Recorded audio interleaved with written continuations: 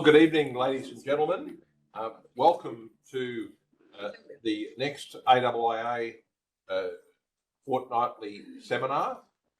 Tonight, Dr. Helen Berents, but you'll hear a little bit more about her shortly. My name is Paul Lucas. I'm the State President of the Australian Institute of International Affairs, and can I welcome you all to Holding Redlick in Brisbane here tonight. I'd like to, at the outset, acknowledge the traditional owners of the land on which we meet tonight, the Yagara and the Turrbal people, and pay respects to their elders past, present and emerging. Sovereignty ever ceded. It is wonderful to have such a good rollout tonight. Fantastic. Both for those of you who are here at Holding Redlick and those of you who are online. Enough of me, though. Our moderator for tonight is our councillor, Ingrid Valladares, who will be running the show, and of course there'll be an opportunity to ask questions both in person and online. So I'll now hand over to Ingrid, who will tell us a little bit about Helen and introduce the event. Thank you, Paul. Good evening, everyone. I'm very excited about tonight's event for many reasons. First, because Helen is my principal supervisor on this journey of PhD, but also because I've learned a lot about her fantastic work with young people, politics, and international relations in Latin America and globally as well. I'm very excited because Helen has a fantastic work experience, not only here in the region, but she has also done some research in Colombia and children during conflict as well. So I'm also very excited as well because we don't often cover topics related to young people. And I found this is a fantastic opportunity to learn and listen more about the role and the leadership of young people and the role that they play in peace and security. So tonight we have Dr. Helen Berents, and she's a senior lecturer in the School of Government and International Relations at Griffith University. She currently holds an Australian Research Council Becker Fellowship, who many of you or not know is very competitive. She's also a member of the Griffith Asia Institute and Center of Governance and Public Policy. Her DECRA Fellowship project examines youth peace advocacy and leadership in the context of the emerging global youth peace and security agenda. So tonight in her talk, Helen will be examining how youth have come to be taken seriously by institutions internationally in the context of the UN Security Council Resolution 2250 on youth peace and security, which was passed in 2015. This was the first time that youth were actually recognized as important contributors for the maintenance of international peace and security. By focusing on the Southeast Asia and the Pacific, Helen will discuss some key tensions and opportunities that have emerged with the agenda to point to possible directions in the region. Helen's presentation will be around 35 minutes, and then it will be followed by questions and a Q&A session. Gabby, our admin assistant, will be helping us monitoring the questions online. So if anyone attending online could just write the questions in the chat, Gabby will let me know. And yeah, with any further delay, please join me in welcoming Dr. Helen Berents.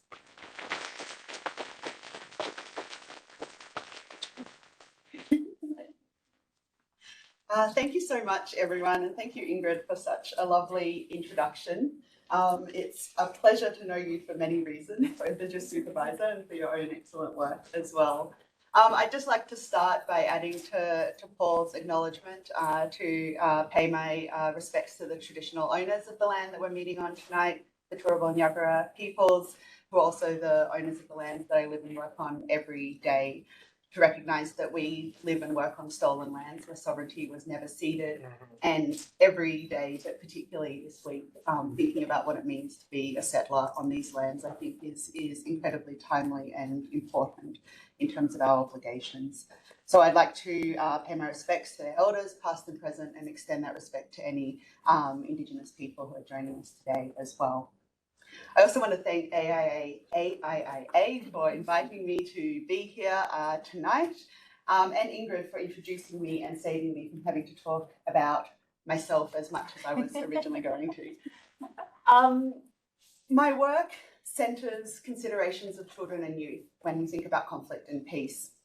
And the central puzzle that motivates my work is the fact that despite the disproportionate impact of violence, insecurity, and conflict on young people, they are in fact rarely asked for their opinion or included in decision-making on these topics.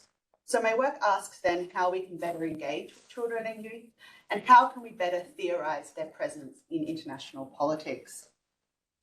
In this work, I work to centre young people themselves as knowledge bearers and experts in their own right, and to centre their stories and voices in my work as well. So as Ingrid mentioned, I have previously, you can have some dorky pictures of me. I previously worked with internally displaced young people and their families in Colombia, thinking about their everyday peacemaking practices, and on young people's leadership against violence in Latin America broadly. As Ingrid mentioned, I'm currently undertaking a research fellowship. I have been doing it for about the last 3 years, and it wraps up next year.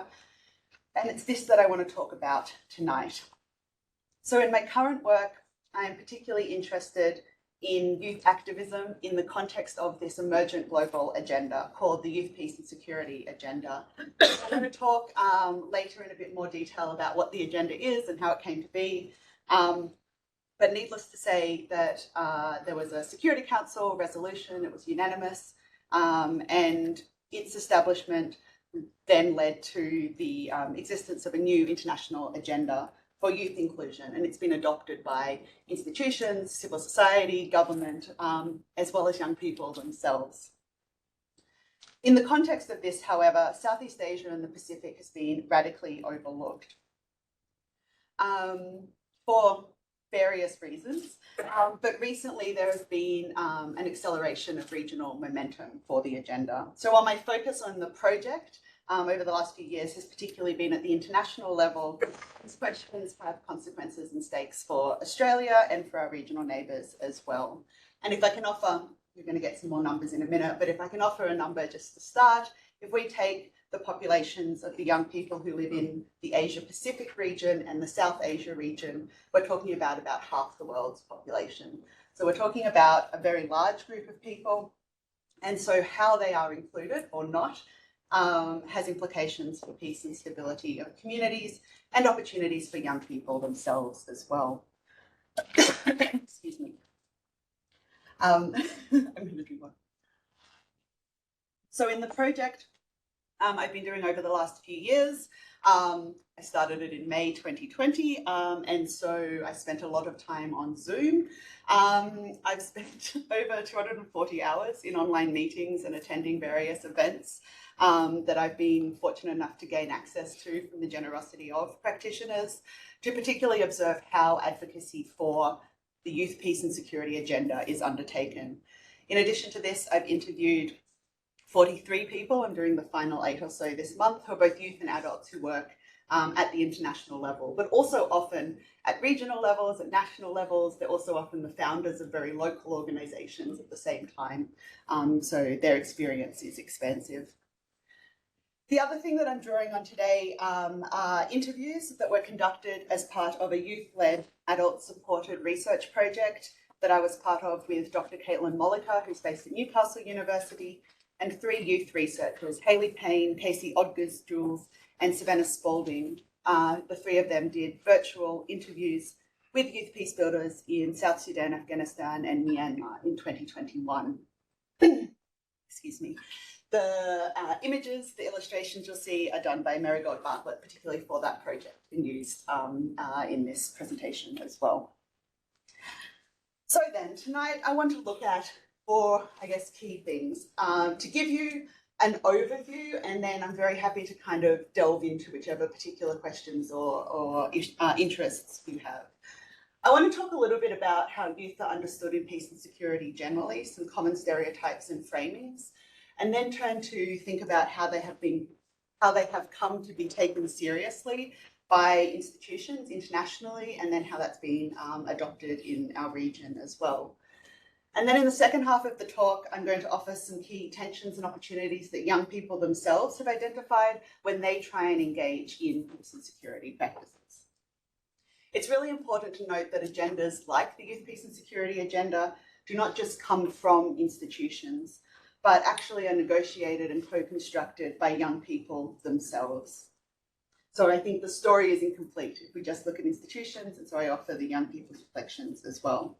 And I'll conclude by kind of thinking about some directions for the region as well. If you've never thought seriously about youth involvement in peace and security before, that's totally fine, welcome. And maybe this next half an hour can point to why considering youth inclusion is not just a thing that matters for youth themselves, but actually matters for anyone who is interested in thinking seriously about what stability, what peaceful and secure communities, societies, countries, regions, and so on might look like. So, let me start with a question I often get. Why youth? Why should we care about young people? Why are you studying youth when there's so many more important things in the world to look at? I put that in quotes. Numbers tell part of the story. I'm a deeply qualitative researcher and deeply uncomfortable with numbers, but I'll give you a few numbers to set the tone before I overwhelm you with quotes later on in the presentation. So globally, there are 1.8 billion young people in the world. That number's going up. 1 in 4 of these young people have been affected in some way by violence, conflict, insecurity. They've been forcibly displaced, whatever it might be. That's a lot of young people.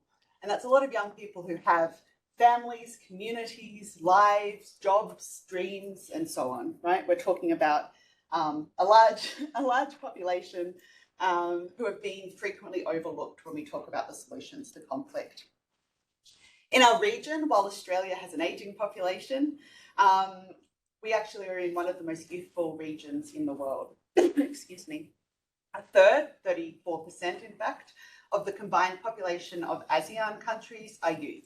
And again, this number is going to rise as well. In the Pacific, nations are even younger demographically. More than half the region's population across its 22 countries and territories is under the age of 25. So, very young region.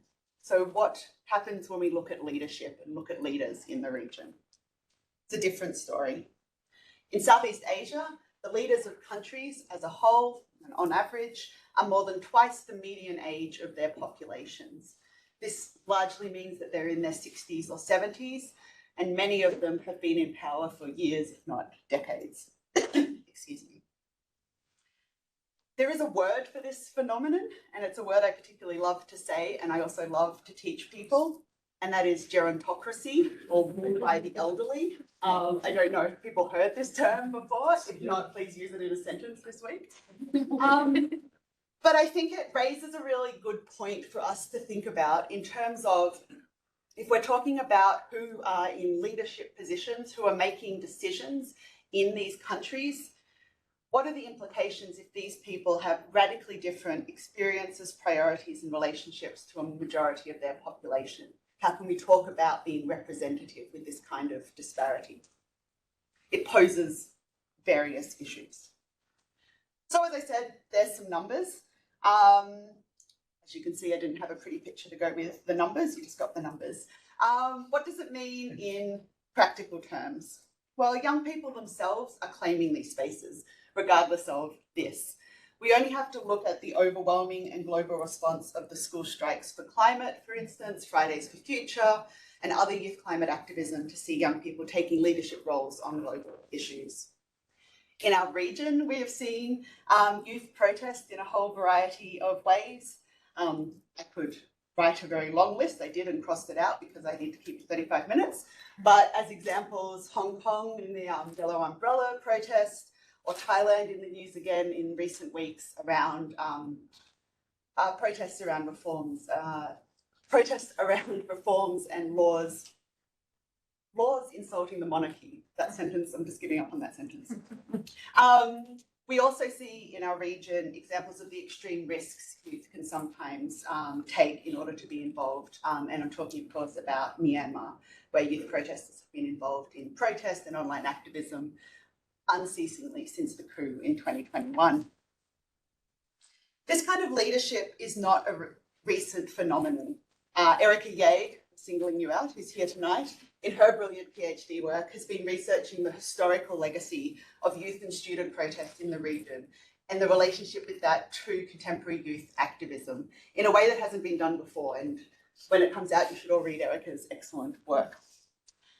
Youth are also involved in these kind of questions in ways that are not just protest. And I don't have enough time in the day to tell you the incredibly diverse ways that young people are involved. The text is going to be too small for you to see mostly, but this is a graphic from a report called The Missing Piece. It was an independent progress study in 2018 on the youth peace and security agenda. And the point basically is that they're involved in a lot of domains, right? They engage in all phases of peace and conflict, they operate at every level, collaborate with diverse partners, respond to different types of violence, and bridge a whole different range of domains of what we might think of as peace and security concerns. One of the things I particularly loved, often my social media is a really depressing place, given what I study, but one of the things I really loved was in the peak of the pandemic, youth actors across the region and their peers across the world were stepping up to make masks, to provide them and hand sanitizer, to spread awareness and health messages, and to set up networks to provide food or medicine to people who couldn't leave their houses, right? They were intensely engaged in their communities and in doing that kind of support work. And the point really is youth leadership is everywhere if you're willing to look for it. So I want to pause for a moment before I get too far into this to quickly talk about definitions of youth. I am one of those infuriating people that will not give you an age range for what a youth is, and I won't for a simple reason, which is it depends. And I know that's a really frustrating answer, but at the same time, I think what's really important is to recognise youth as a social category.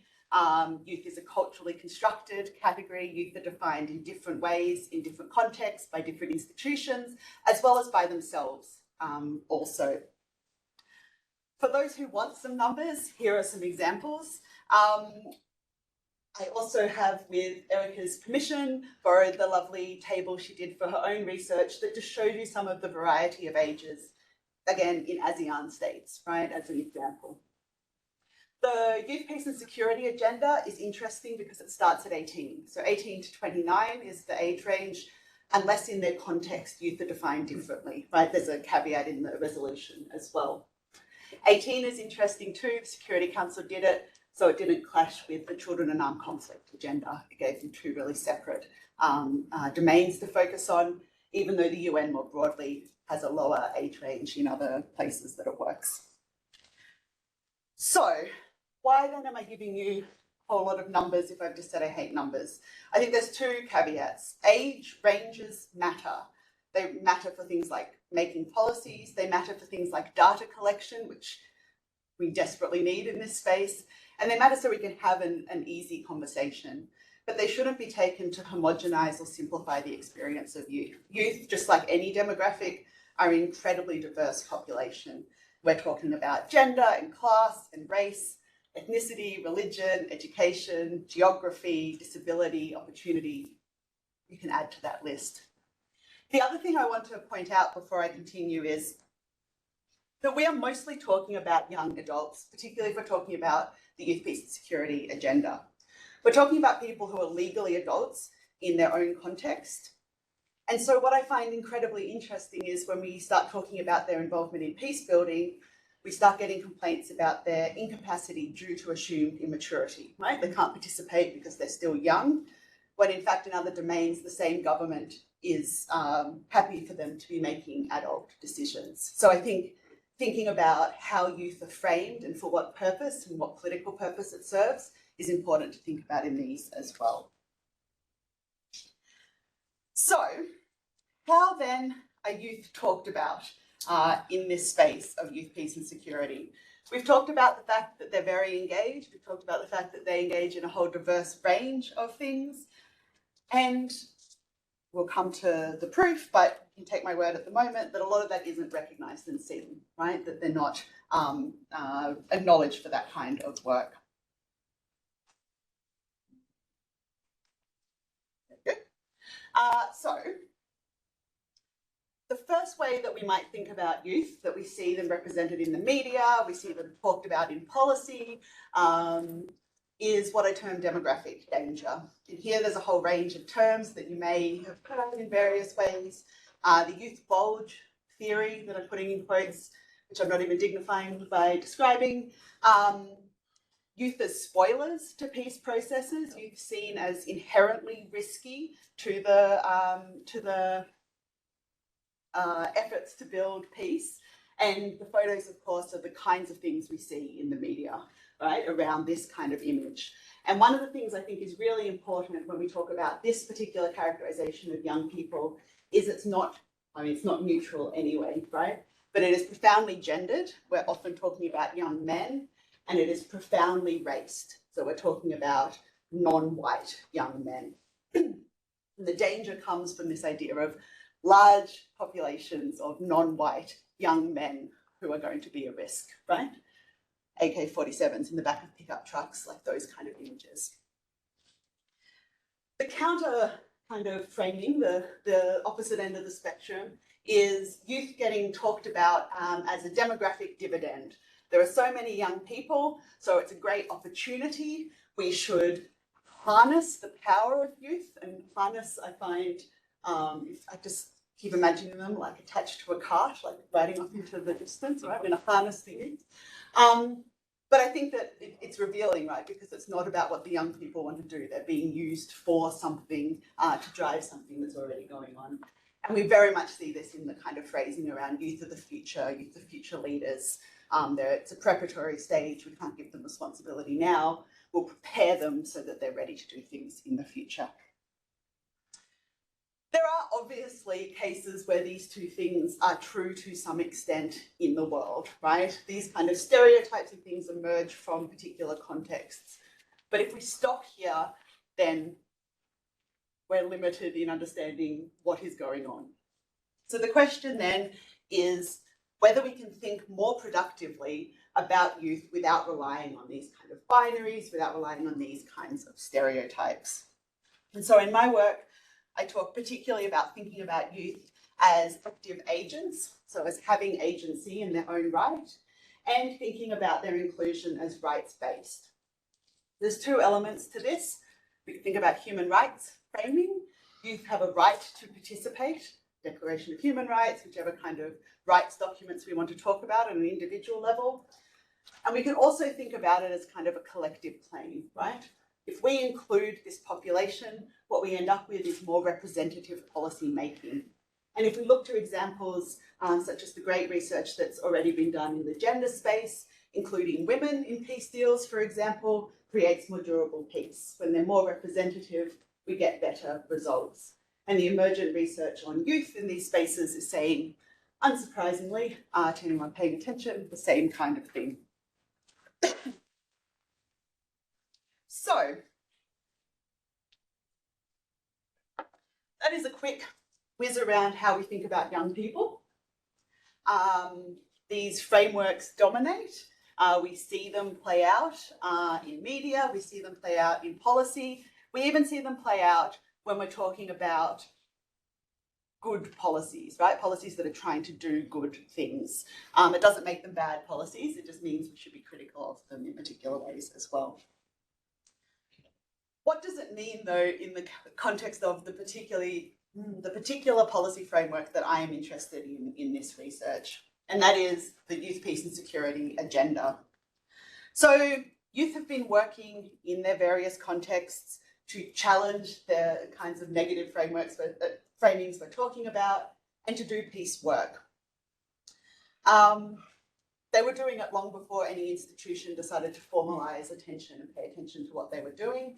But these kinds of efforts have provided a boost and enabled the kind of work that young people do in particular ways.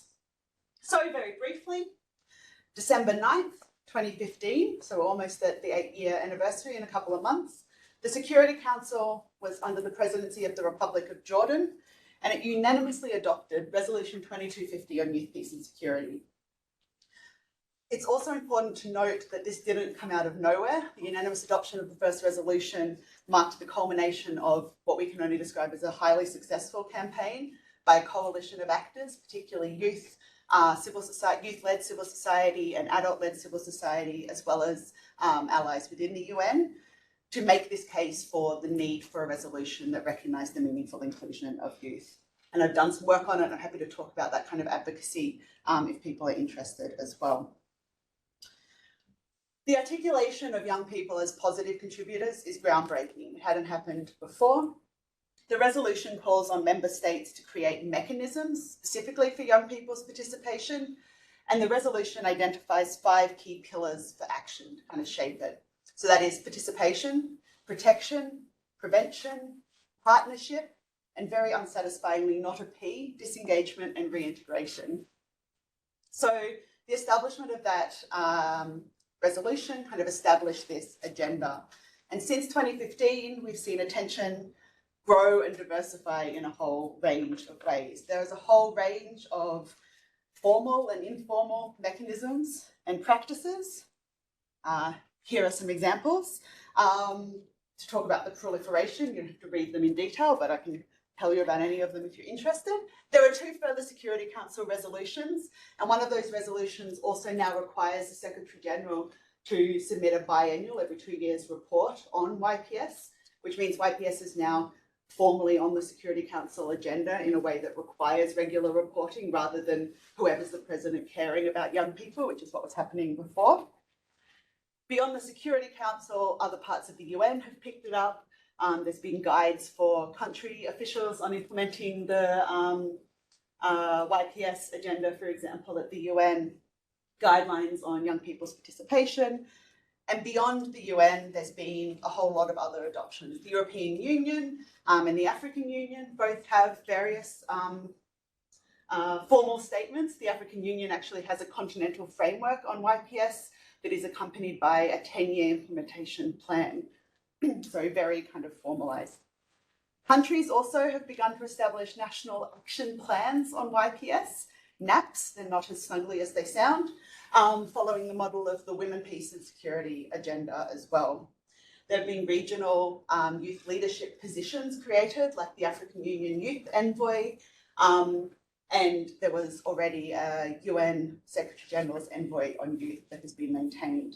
There's been funding mechanisms, the whole shebang has been going on, which is pretty exciting. So this has all been happening, 7.5 years, all this kind of effort and work.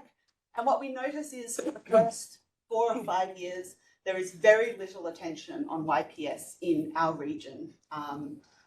ASEAN wasn't interested, Pacific Island Forum, talk about it, still isn't interested. And so it's still very much in kind of the early stages. It's not working. So, in our region, discussions and initiatives that have to do with young people are often more focused on education or on entrepreneurship. And these are the kind of framings that we see ASEAN in particular using and other regional organisations as well, including Australia's kind of international development engagement too.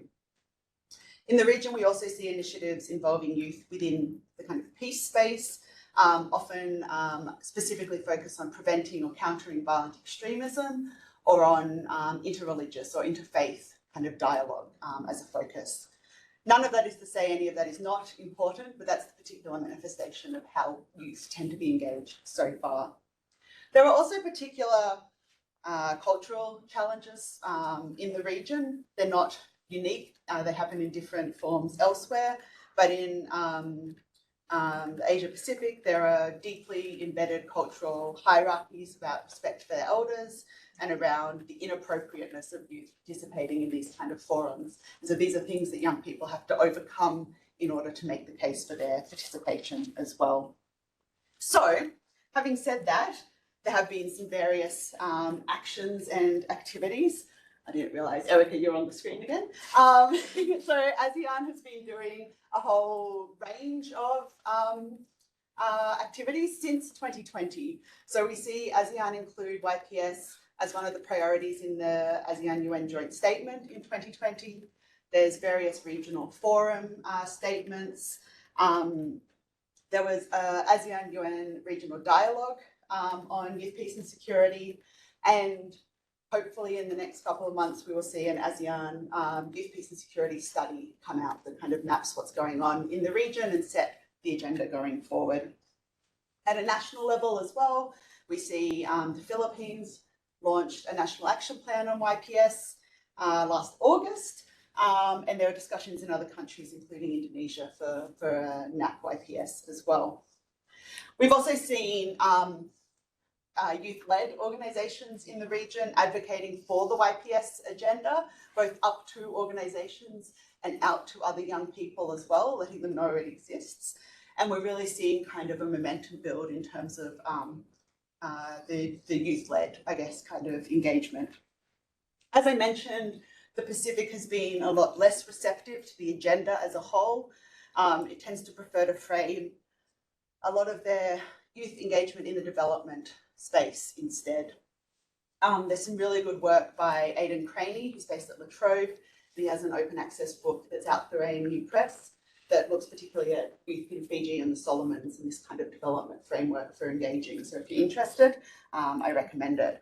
Where we are seeing engagement from youth in what we might term peace and security, it's particularly around climate activism and these kind of claims to existential threat that young Pacific Islanders are making. Excuse me.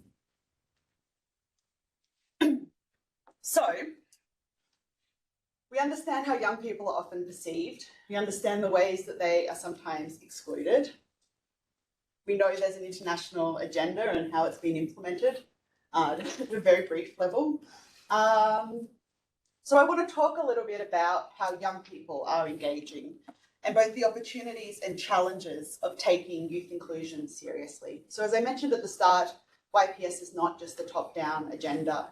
Young people have been working for years before the agenda, but since its existence, they also have been working very actively to create and shape an agenda that makes space for them. So I want to spend the last 10 minutes focused on some of the key areas young people themselves have identified as being important. It was really hard to narrow down what I wanted to talk about here and the quotes, very much scratching the surface. And so this is very much kind of high-level overview and happy to talk about any of it in more detail as we go along. I obviously have to start with meaningful participation. This is one of the central claims of what the Youth Peace and Security Agenda does. And one of the things that's really stood out to me in the work I've been doing and the conversations I've been having over the past 3 or 4 years is around the idea of participation and the assumptions and practices which either enable young people to participate or prevent particular kinds of young people from accessing the spaces that have been created.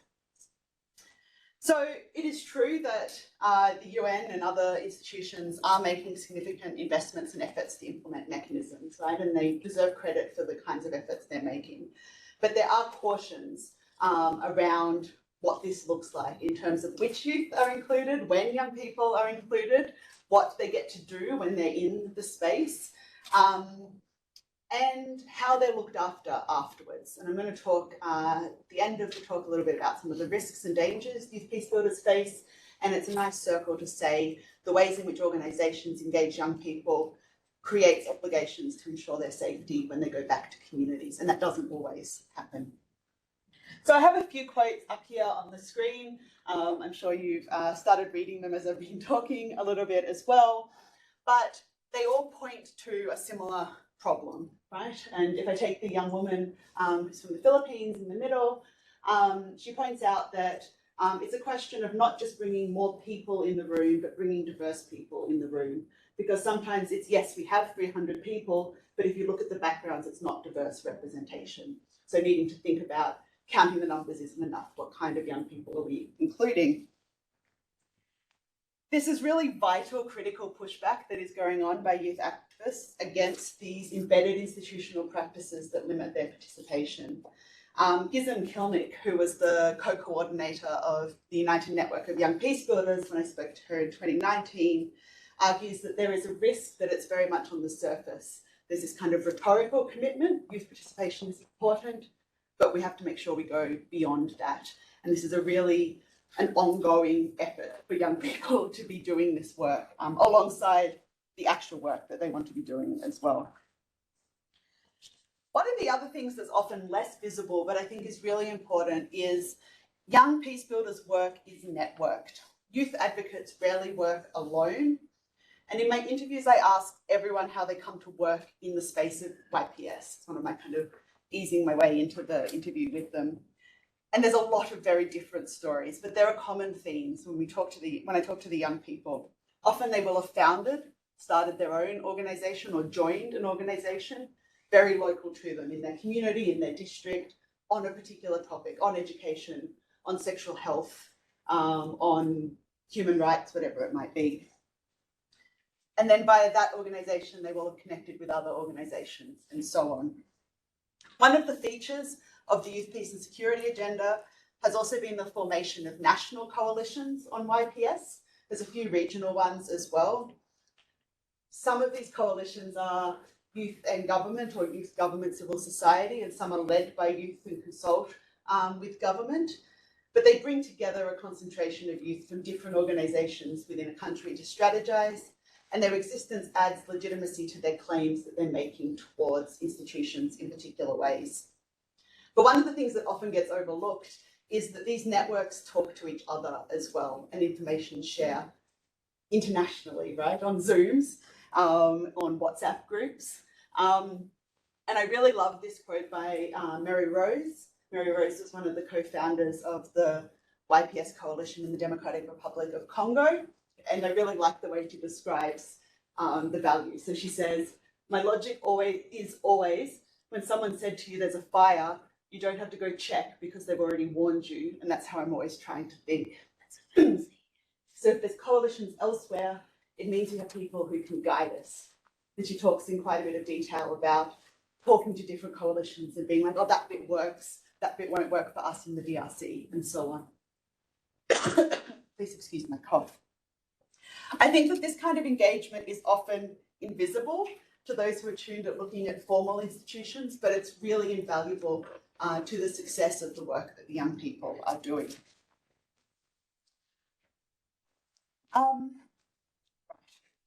Let me talk quickly about a couple of others. There is a persistent narrative that youth are leaders of tomorrow, and we often see peace-building discourses emphasise the future to the detriment of young people's participation in the now. This is something that a young woman we spoke to in Myanmar said. This was just before the coup. The coup happened while we were doing interviews. It was a whole thing. But she said, when youth activists do their work, when they try to advocate, the one thing they keep hearing is you're still young, you've still got time. And this is explicitly used to say that's why we haven't invited you to the room right now. Right? It's not always like this. And next year sometime you should invite Dr. Valladares here to talk about her work, because she is doing really, really great research on the value of intergenerational dialogue in civil society organizations in Latin America. And so there are good examples of where there is actual intergenerational discussion. It's not always the negative that I'm presenting.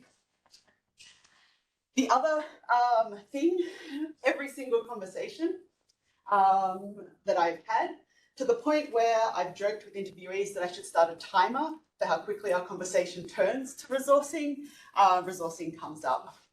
There was a survey done in 2017. Smaller surveys show that these numbers haven't changed.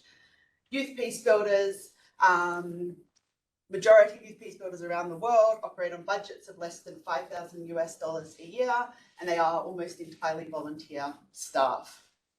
In Southeast Asia, much of the institutional attention, as I mentioned, has been around entrepreneurism.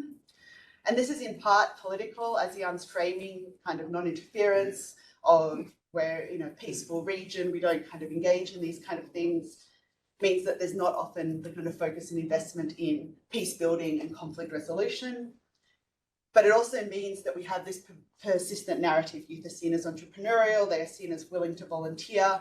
And so we see this kind of cycle where under-resourcing is normalized and expected in this space, which is really problematic. Before I wrap up this section and finish up the screen, I want to talk about danger. It is dangerous to be a youth peace builder. And in many of my conversations with young people, they described the fundamental insecurity of the work that they're engaging with and their commitment to persist despite it. There's a quote on the screen from a young man from Latin America who describes I mean, it's like going against the giant enemy who has all the weapons, all the money, all the power, and you're there, you're just a little tiny piece of dust, and that's how you feel when you do this work. He's talking about this kind of call for solidarity and the need for people to support the work that young people are doing. In Myanmar, an already precarious environment has become frighteningly hostile to youth, and youth peace builders who have mobilised talk about the necessity of participation, and they also describe the ways in which they mourn and memorialise their fellow young activists who are killed as part of protest activity that they're engaged with. There is an incredible report that was commissioned by the UN in 2021. It's called the If I Disappear report. It's a quote by a young person, global report on protecting young people in civic space. And it demonstrates in excruciating detail what youth peace builders could tell you anyway. Violences and risks are not isolated, but young people will experience them, as it says, in cumulative and complex ways. Working in insecure contexts presents significant risks for young people. These risks are compounded as well when decision makers and political leaders either do not see youth as worthy of including or actively work to undermine the work that they're doing. Young people's activism also often threatens the status quo, and youth find themselves threatened directly in return as well. So, let me conclude. How am I doing? Yes, okay. So, this year, actually last month, the Australian government released their new international development policy. It was the first in a few years. And Professor Katrina Lee Koo, who's based at Monash, and I noted in a recent piece for the Interpreter, that unfortunately, youth are almost nowhere to be seen in this report. And I wrote that and then I said, well, it's not actually true, because young people are actually very visible. It's a 50-page glossy brochure. It's full of images of young people doing things, but they're not present as real stakeholders. They're not described in the text of the policy as people to engage with. This is not uncommon. I'm singling out the poor international development policy, but it's not uncommon in these kinds of policies. And despite their absence in the language of the policy, there are still opportunities in practice to strengthen youth leadership. So I want to offer 5 very quick concluding thoughts for you. We have to make an effort to understand how young people themselves experience peace and security, as well as development and these kind of adjacent terms that get used as well. Youth are diverse. Young men will have different opinions to young women and to older generations. And we need to think about what genuine partnerships look like and dialogue that actually takes young people's experiences, skills, networks, and knowledges seriously. Young people can't be an afterthought. Just as gender advocates have highlighted with women, you can't just add youth and stir to policies and call them inclusive. Youth need to be consulted through any process from the start, through implementation and into evaluation. Third, a commitment must be made to both create and maintain both formal and informal spaces for youth. In the work that Kate and I have been doing, this means the Australian government particularly has an opportunity within its programs to commit to sustained support, who knew that was a tongue twister, for youth leaders who are working in their communities. It can be integrated into some of the programs they already do. But it is also something that regional organisations, national governments, and in fact adult-led civil society can do as well. And I emphasise and maintain because it's not enough to create these spaces and say they exist. You have to invest in their ongoing support so youth know they're there and know they can rely on them to access. If we started a timer, resourcing is number 4, it should be at the top, but resourcing, we're talking about sustainable, long-term and significant funding. Funding can't be piecemeal, it has to be reliable. If we're talking about young people as meaningful stakeholders and then we're withholding the resources for them to be able to do their work, we're cutting them off at the knees before they can participate properly. And youth shouldn't just be consulted and insulted, shouldn't be consulted just on issues that are seen as youth issues.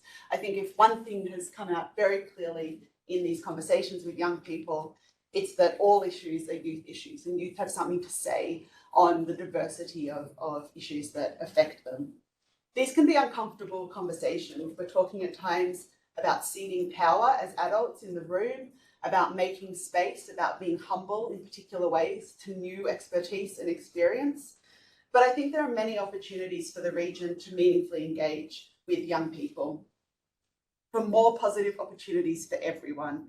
And this is one of the most enduring messages I've heard in this kind of 5 years of talking to young people about the agenda.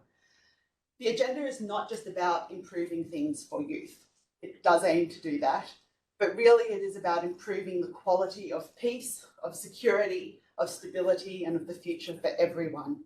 So including youth when we talk about peace and security expands the pool of stakeholders. It makes decisions more representative, and it makes outcomes more relevant to everyone's lived experience, including young people themselves. Thanks.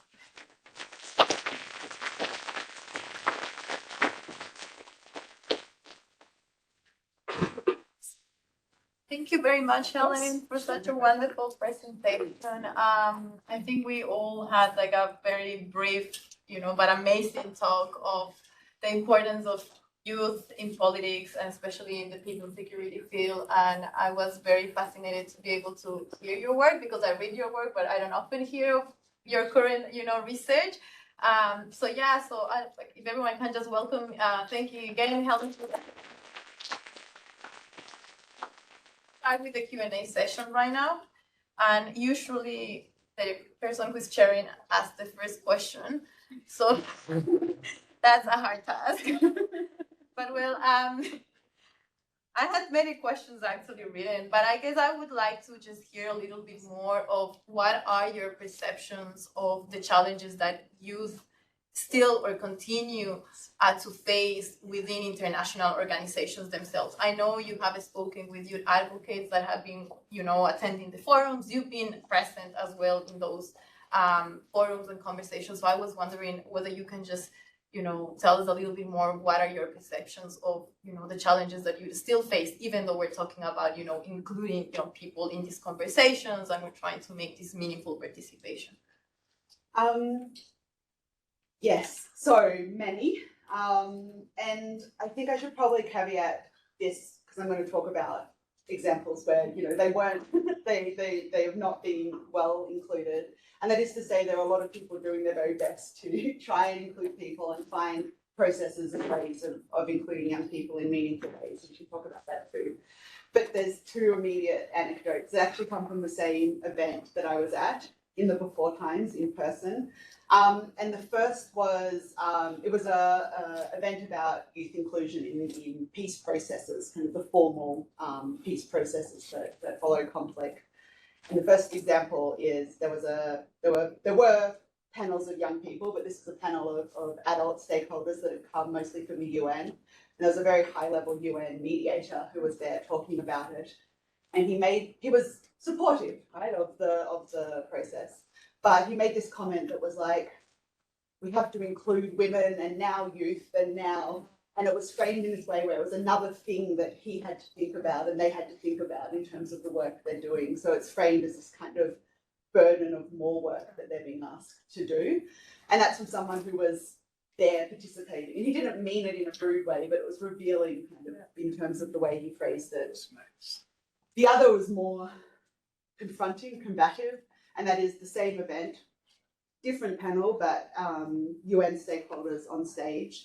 And it was a Q&A session, so they're passing the mic around. And these two young men from a Francophone African country got the microphones, and we all dutifully put on our headphones.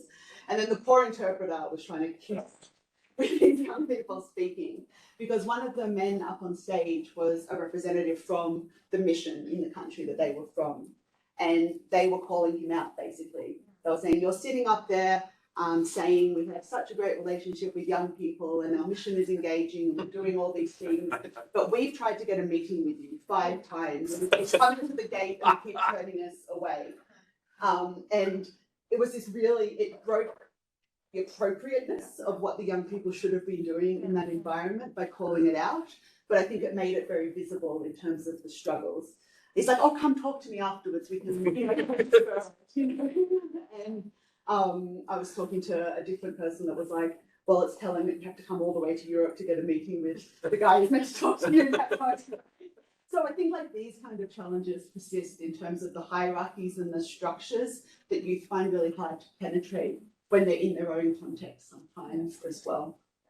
Stories. Yeah, and thanks for sharing the stories, because it also shows that even when we're working with young people, there's still being, let's call, tokenized, and they've been sometimes just, to try to fill up an agenda and try, as you say, to, oh, now we need to include young people, now we need to include women. So it's more kind of a burden rather than, like being able to do it.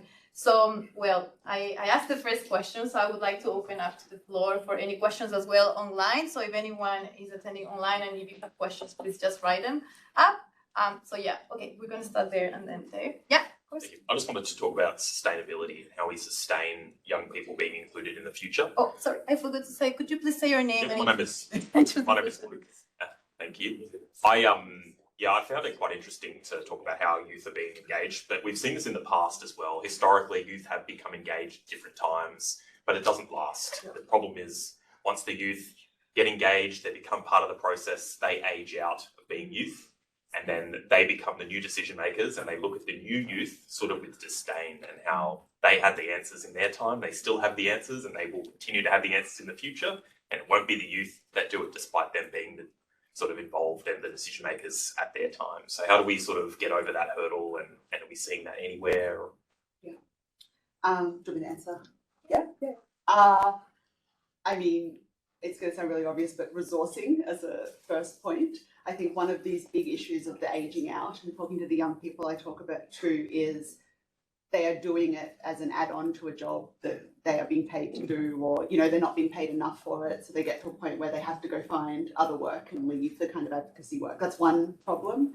So we have to kind of turn over without actual proper, that kind of institutional knowledge transfer and things among youth organisations in terms of sustaining the organisations themselves. We live in a capitalist society, give them more money, that will help. But I think one of the other issues, and on that, there's a really interesting piece, Lisa Carson, who works at UNSW, I think, but is also involved in the Young Women's International League for Peace and Freedom, like YWILF, and she writes about her work in there and this problem of not being able to find someone else to take over her role, like as she steps out. So what it means in feminist or young feminist organising to try and find the sustainability within an organisation when it's largely volunteer-based. The other part of your question, I guess, comes to the young people, probably mischaracterizing because I'm trying to find the phrasing, like turn their back on or change, like get invested in their own path and lose sight of the collective, if I'm understanding correctly. And I think that is obviously a problem in any kind of advocacy work.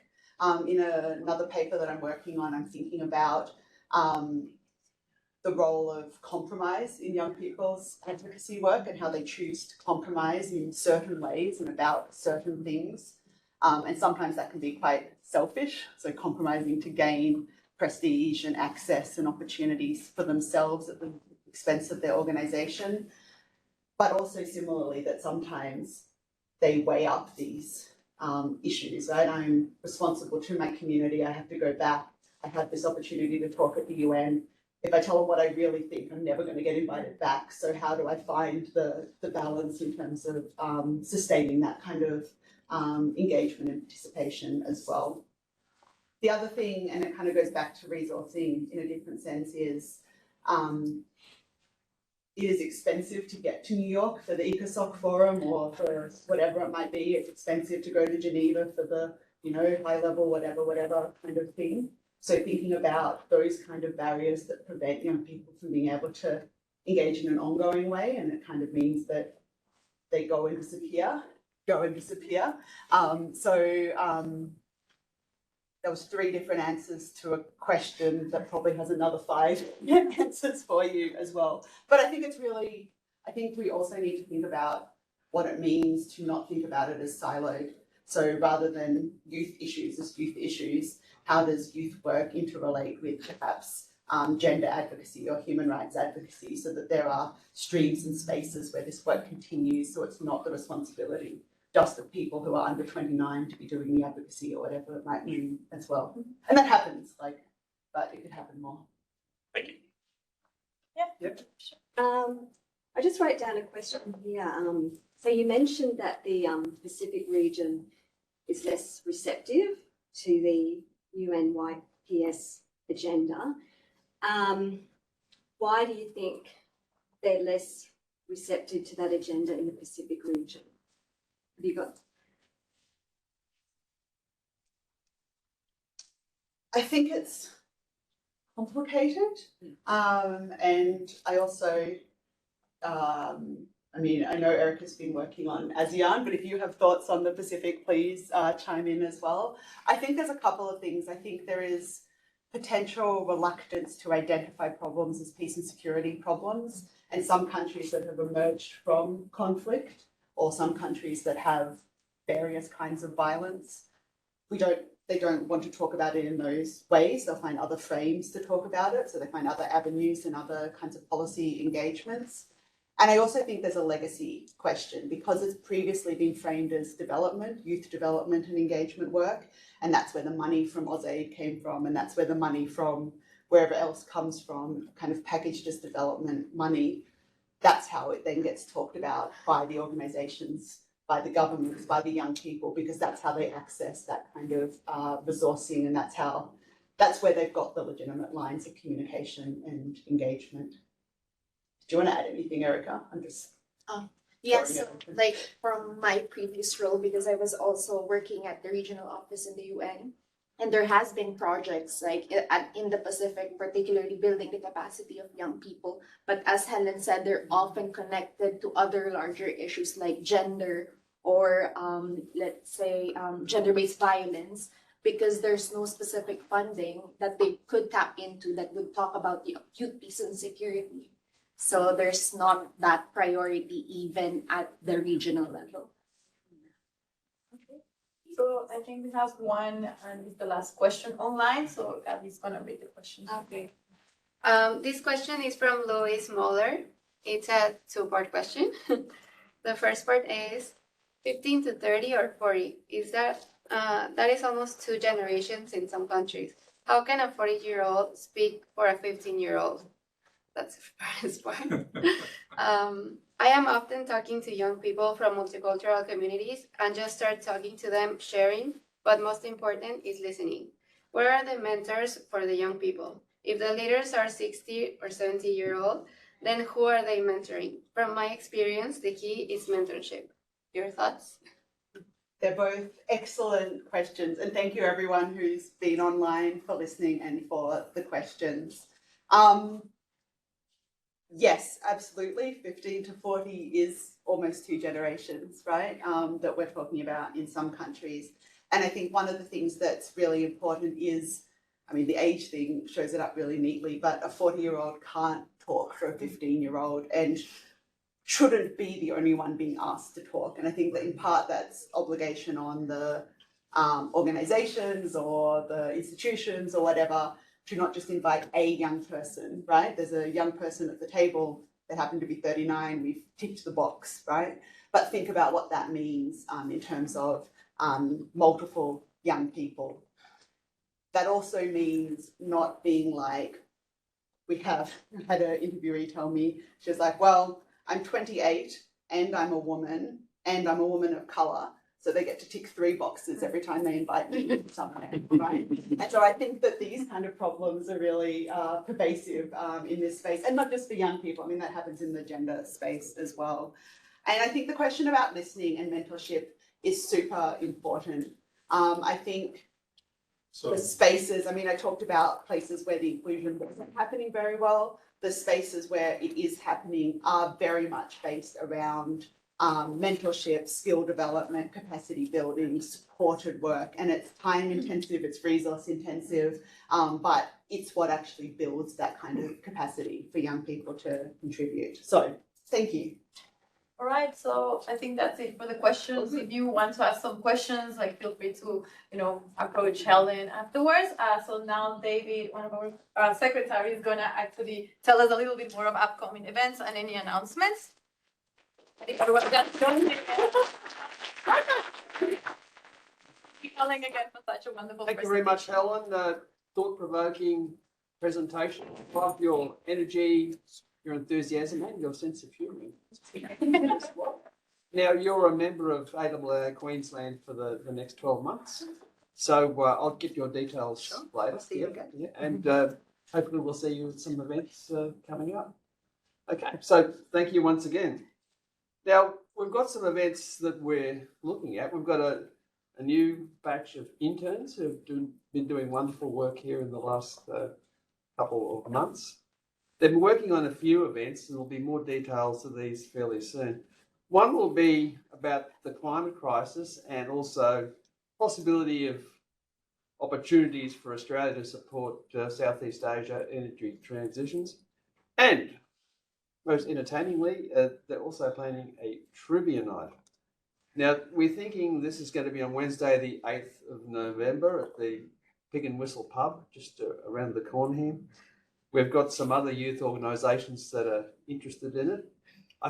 There'll be a lot of the questions about international relations, but also some other areas as well. So just keep an eye on emails, have a look at our website if you can, and we'll get more details of these two events out to you fairly soon. I'd like to thank you all again for coming tonight, and yeah, safe journey home.